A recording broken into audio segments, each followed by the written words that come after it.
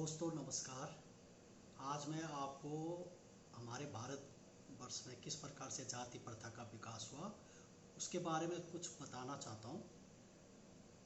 और ये चीज़ें मैंने कुछ स्टडी करके तब इसका निचोड़ निकाला कि हमारी हमारे देश में जो जाति प्रथा है वो 8वीं और 11वीं शताब्दी के बीच में काफ़ी ये जो छुआछूत या जाति प्रथा, राजपूत, शूद्र, ब्राह्मण, इन शब्दों का उत्पन्न हुआ। किस प्रकार से हुआ? क्योंकि पहले 8वीं शताब्दी तक या 10वीं शताब्दी तक हमारे देश में हर्षवर्धन और गुप्त वंश और चोला वंश 3 साम्राज्य हुआ करते थे। तो हर्षवर्धन का साम्राज्य उत्तरी भारत और पूर्वी भारत की तरफ था, और जो गुप्त वंश का शासन जो था वो गंगा के ऊपरी क्षेत्रों में और पश्चिमी भारत की तरफ था, और जबकि चोला वंश का शासन दक्षिणी भारत और कुछ ये दक्कन की तरफ, दक्कन क्षेत्र की तरफ उनका शासन हुआ करता था।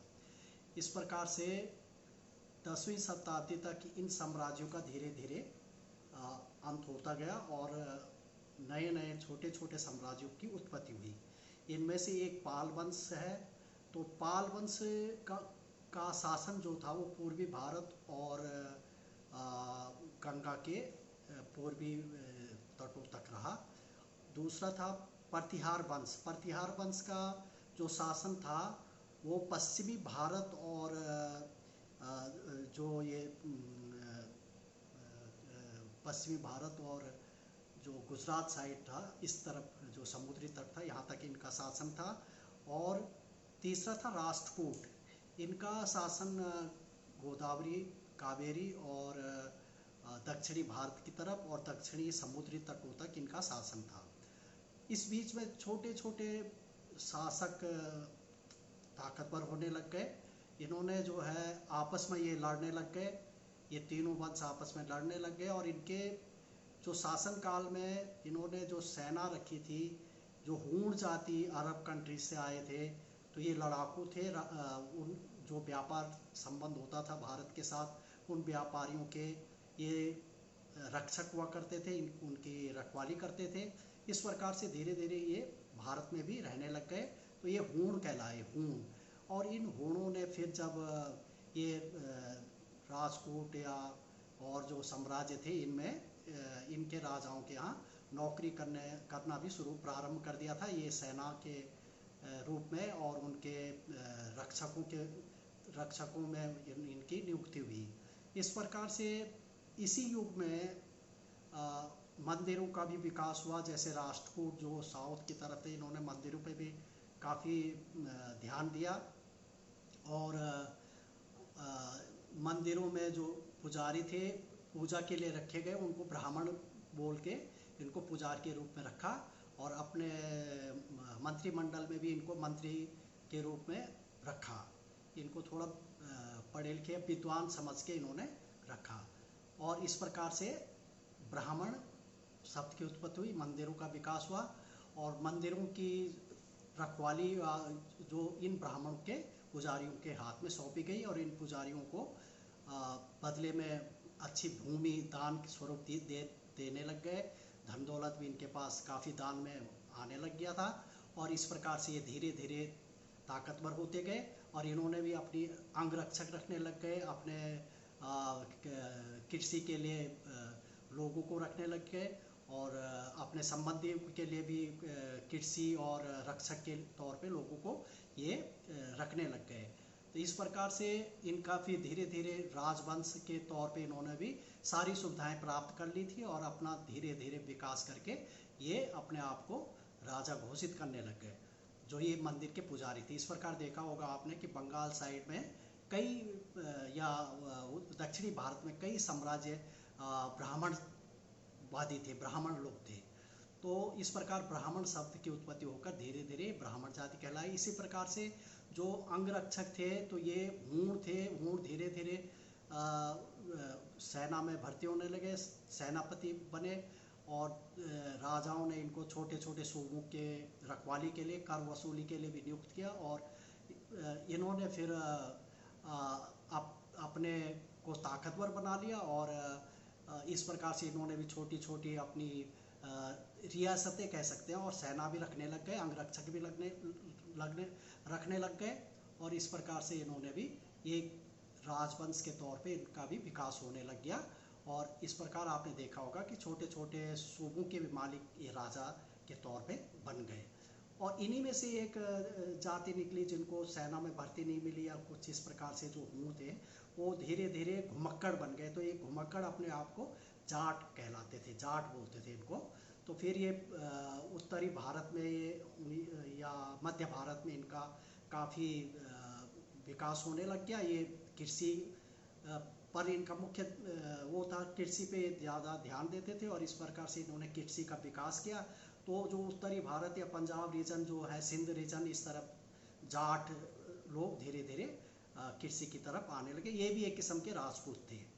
इसी प्रकार से बाद में जो ये ब्राह्मण थे और ब्राह्मणों ने अपने लिए जो सिंचाई खेती के लिए या नाई रखे थे या इस जो लोग रखे थे, इन्होंने इनसे ये उच्च जाति के थे, इनसे जो है उत्पन्न संतान जो शादी कर लेते थे निम्न जात की महिला। और निम्न मीन्स ये जो उनके कृषि करते थे या उनके सेना में थे, इनके लड़कियों के साथ शादी करके ब्राह्मण लोग, तो ये अलाउ था उस समय शादी करना। या पर नीचे निम्न जाति का पुरुष और उच्च जाति का माने ब्राह्मण जाति की महिला से विवाह नहीं किया जा सकता था।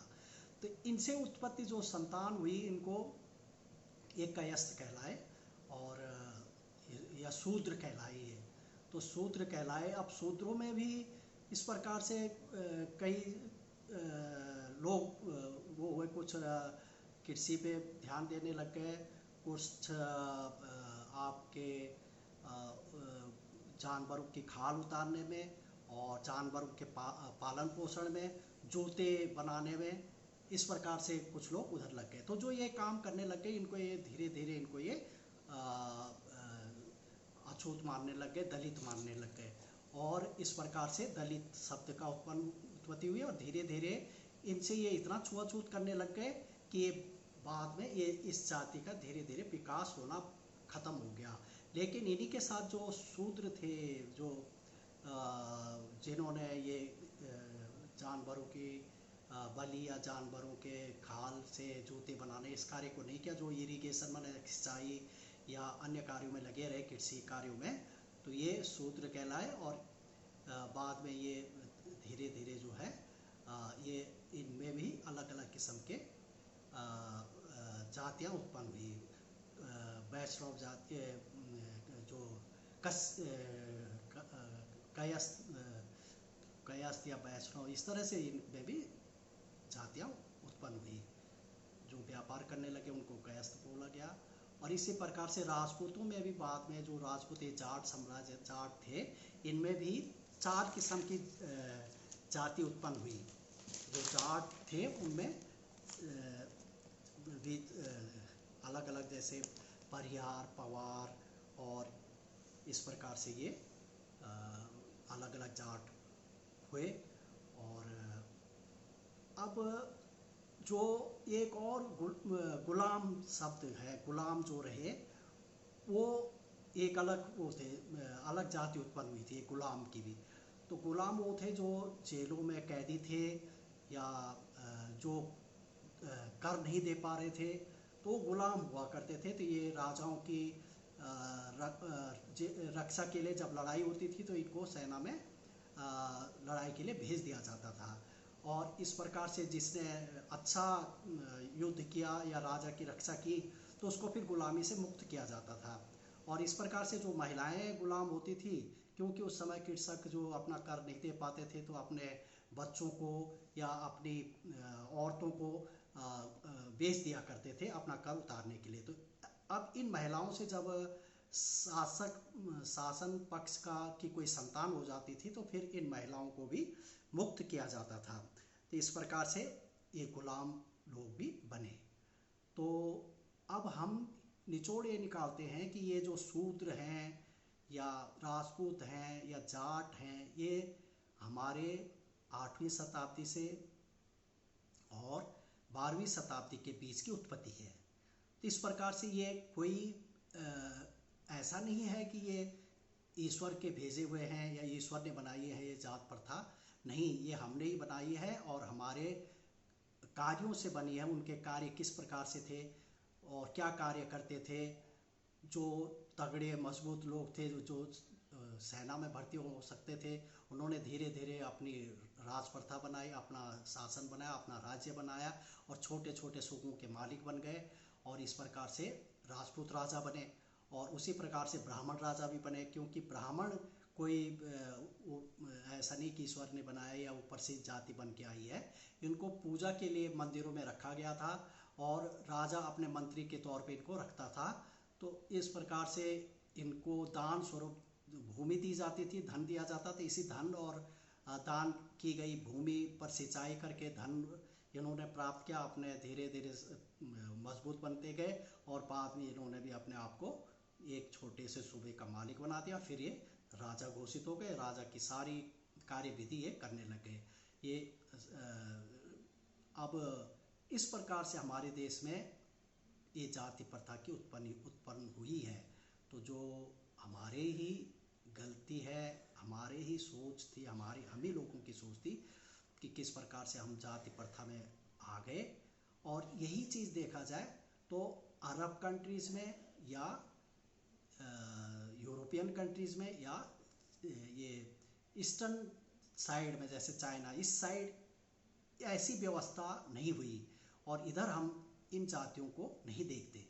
तो अगर हम कहें कि ये जाति हमारी जन्म से या जब मनुष्य का धरती पे पदार्पण हुआ तभी से है, तो ऐसा कुछ नहीं है।